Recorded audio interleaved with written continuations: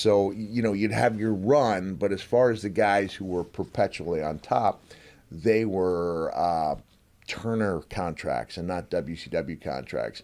And there just didn't seem to be a way to crack in there. I'd be hard pressed to think of somebody who did that organically, who came in at 75 grand or 150. And 150 was good money. Yeah. I mean, when Magnum offered me the starting income of 1,500, he said, this is like a carrot, right? Next year it could be 150. And I looked at him, and I wasn't trying to bring his attention to his own injuries. I said, Magnum, you've seen me wrestle. There might not be a next year.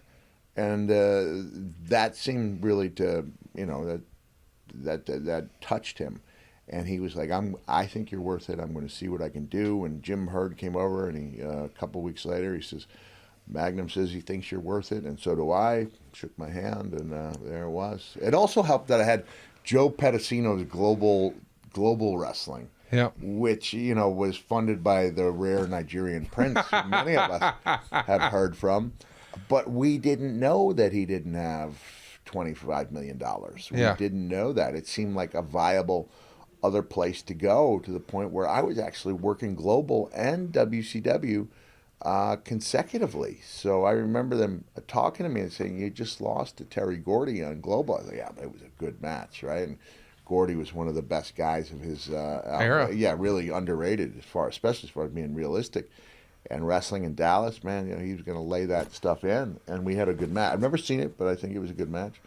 But I had that kind of wild card in that I thought I had a backup plan. But when it came to WWE, I did call. It was just one call, as we were allowed to do. You test the waters, and there was there was no reaction. It was just JJ, who I've come to understand. It was not JJ, it was Vince. So I mean, that was me with a pen in my hand writing the book, but that is what I was thinking. Wait a second, I'm Cactus F and Jack, and I'm getting 30 seconds from JJ F and Dylan. And I think I may have actually cursed in the book. It was like being a kid with a new toy. Like, all right, I don't curse much in real life, but in this forum, I'm going to exercise the right to drop those F-bombs. I would get the denial. Then I would watch Monday Night Raw. I would see Mantor and Duke the Dumpster Droese. Avatar, Al Snow. Oh, yeah. And I would think, like, don't they know that I know I'm better than this? Don't they know that I know they're lying when they say they're not looking for new talent? Yeah. They were always bringing in new talent, and it was just Vince's feeling, that I didn't look like a star, that the adjective he used was seedy, and I think he said to Bruce, there's no Cactus Jack will never step foot inside a WWF ring. But thankfully, there's somebody else in there who's pushing pretty hard for you. Jim Ross, yeah. JR was head of talent for a good part of that time, and JR had always been a booster of mine. He thought that I could come in and work with a lot of the talent, bring a little something different to the table. And I'm hearing this through, I'm pretty sure Jim's discussed it on your show, but I'm reading his autobiography at like 3 a.m., I'm probably in my underwear, 3 a.m., and it's always cool to see your own name in a book. I don't think anyone ever stops thinking that's cool, right? And I resist the urge to go right to my part. I'm reading the book, and it's a very good book. And then it gets to my part, and I read the words.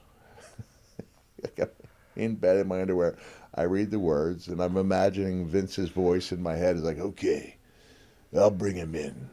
So you know how it feels to have your heart broken by someone you think is so good who turns out to be the shits.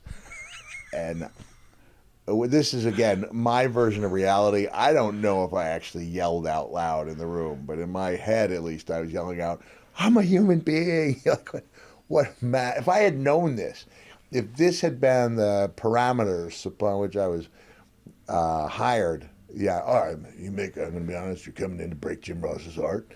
I don't think I would have taken them up on that. I don't even think had I known that Mr. McMahon finally, in the fall of 1995, This is Bruce telling me this in 2000 and probably 12 or 2013, that he finally goes like, all right, I'll bring him in, but I'm covering up his face.